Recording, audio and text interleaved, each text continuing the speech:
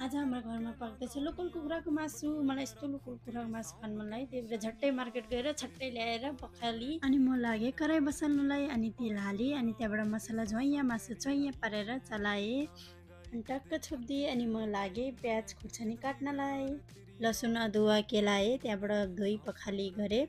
अनि त्यहाँबाट यसो मासुमा नुन हालेँ अनि चलाएँ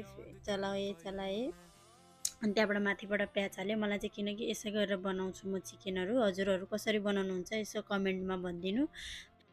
अनि त्यहाँबाट गोलभेडा लसुन हालेँ, तर त्यो भिडियो चाहिँ भएन। अनि त्यहाँबाट फेरि मैले त्यहाँबाट माथिबाट हल्का बाह्र मसला हालेर चलाएँ। अनि त्यहाँबाट थोरै झोल हालेर अनि त्यहाँबाट छोपिदिएर मेरो सानोबाट गएँ। अनि सानोबाट गएर एकछिन झिस्की टाँसी अनि त्यहाँबाट फेरि आएर धनियाँ हालेँ। अनि त्यहाँबाट रेडी भयो। अनि त्यहाँबाट चिउरा खाने भन्नुभयो अनि चिउरा रेडी पारी फेरि पनि। अनि त्यहाँबाट खाना थपेर गम खान थालेँ मिठो छ भन्दै। अनि त्यहाँबाट मेरो सानो पनि यसरी खाइरहनु भएको छ। अनि फोहोर फाल्न गयौँ। अनि त्यहाँबाट आजको चाहिँ हाम्रो यति नै हो भिडियो।